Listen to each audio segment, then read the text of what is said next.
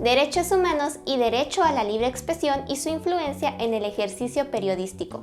Comencemos con ¿qué son derechos humanos? Déjame contarte que los derechos humanos son derechos inherentes a todos los seres humanos, sin distinción alguna de nacionalidad, lugar de residencia, sexo, origen nacional o étnico, color, religión, lengua o cualquier otra condición.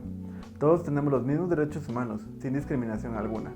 Estos derechos son interrelacionados, interdependientes e indivisibles. Esto según la Comisión Nacional de Derechos Humanos de México. Qué chileno poder conceptualizar algo tan fundamental como los derechos humanos. Ahora, quiero saber qué es el periodismo. Según la RAE, es la actividad profesional que consiste en la recabación, interpretación y difusión por distintos medios, ya sea escrito, oral, visual o gráfico.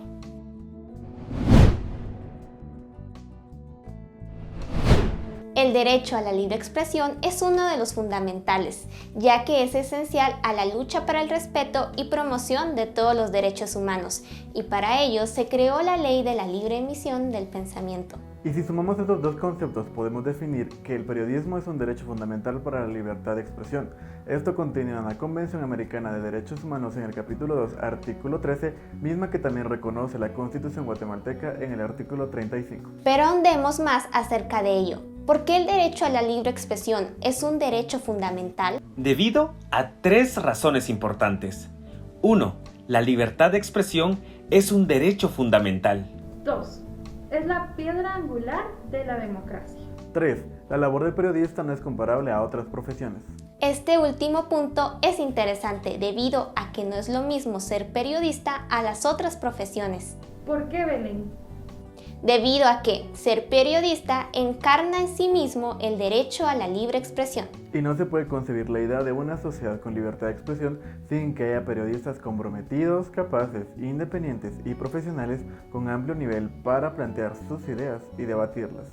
Así como se ejerce un derecho, este conlleva una responsabilidad, porque este derecho a la libertad de expresión no puede ser objeto de censura, pero con esta misma herramienta se puede dañar a instituciones, personas y reputaciones. Muy cierto, Adán, y en consecuencia de lo anterior, es necesario que existan mecanismos de reparación para con los afectados por si estas herramientas se ejercen de la forma equivocada. Pero nunca puede haber censura. Eso lo dice la Constitución y otras legislaciones internacionales. Ahora hablemos del ejercicio periodístico como informante de una sociedad y cómo influye de manera significativa la creación de la opinión pública nacional e internacional. El periodista tiene una influencia directa en determinar la opinión pública.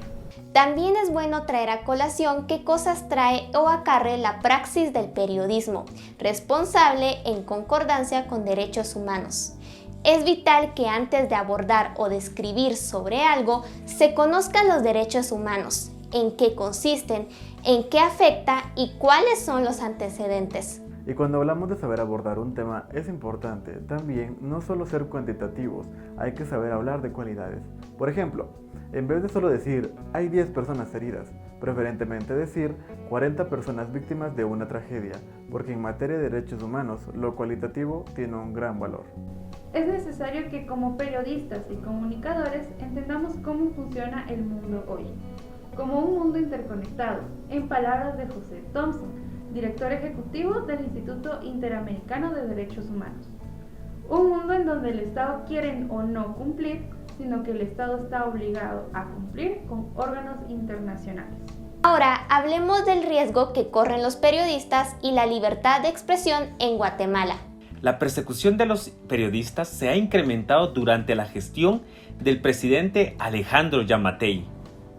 Desde 2015 hasta la fecha, en el Ministerio Público se ha acumulado 392 casos en contra de periodistas. A su vez, en 2019, la Unidad de Protección de Defensores y Defensoras de los Derechos Humanos en Guatemala, UDEFEGUA, reportó 104 casos de agresión en contra de periodistas y comunicadores sociales. En 2020, la Fiscalía de Delitos Cometidos contra Periodistas informó que recibió 95 denuncias de amenazas, intimidación, obstrucción de fuente, agresiones físicas, verbales y materiales.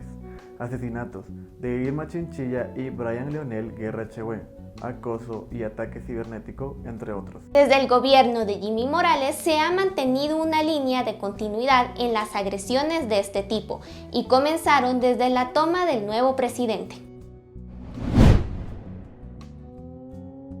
Yamatei el 20 de enero de 2020 cuestionó el trabajo de Marvin del Cid por, citando, hacer una serie de investigaciones basadas en no sé qué y nosotros mismos consideramos que está extralimitando. Ojalá supiera quién le está diciendo a usted que nos investigue de esa manera. Del Cid, del medio Artículo 35, había publicado en esos días información que destapaba manejos poco transparentes de fondos durante su campaña.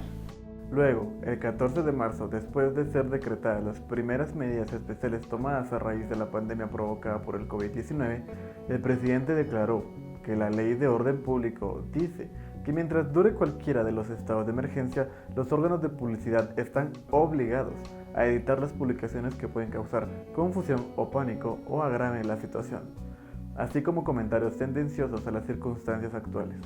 Podrá imponerse censura al órgano del que se trate.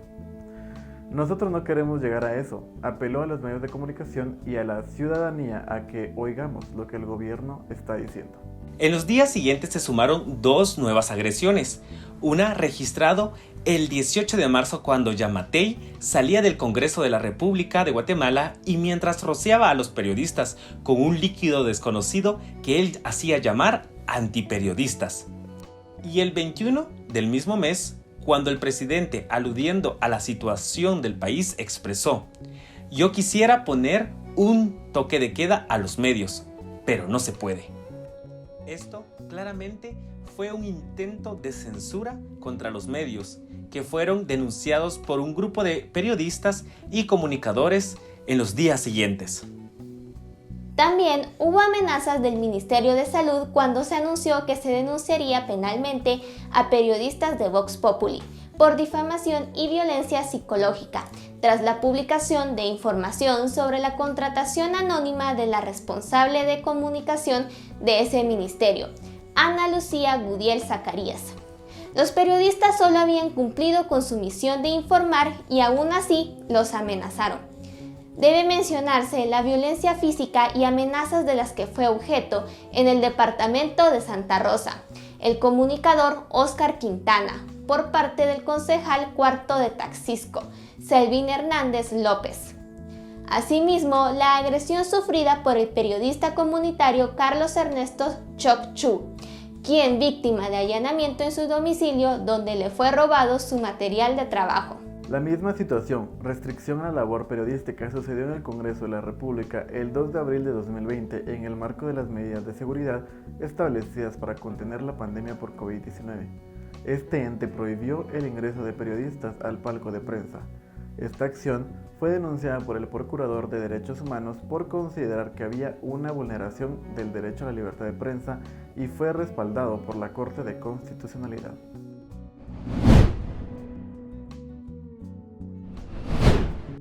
Un hecho grave fue la aprehensión del periodista de Vox Populi, Sonny Figueroa.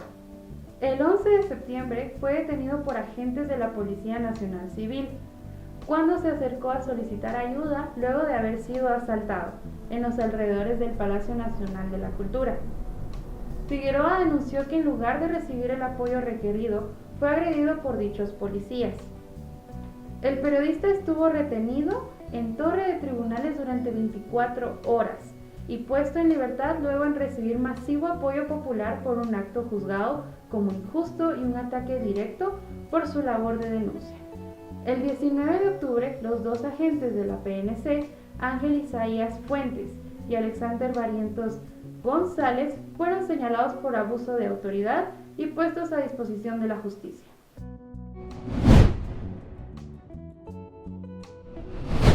La decisión de la jueza Susi Pérez Cabrera de criminalizar a Anastasia Mejía pone en evidencia la incomprensión de los delitos que conlleva la libertad de expresión y es interpretado por los periodistas como un intento de poner trabas y silenciar a la prensa. Anastasia fue ligada a proceso penal por sedición y atentado, dando validez a las acusaciones del fiscal, quien únicamente presentó como prueba imágenes de la comunicadora cumpliendo su labor periodística, y el testimonio de un agente de tránsito quien dijo ser golpeada por la comunicadora, mientras ésta seguía grabando los hechos sucedidos en la municipalidad de Joyabaj el 24 de agosto. Las pruebas parecían inverosímiles para sostener la gravedad de los delitos que se le imputaron. Si a estas situaciones se suman los retrasos en la entrega de información pública de los sujetos obligados, las numerosas denuncias de periodistas que son excluidos de chats institucionales,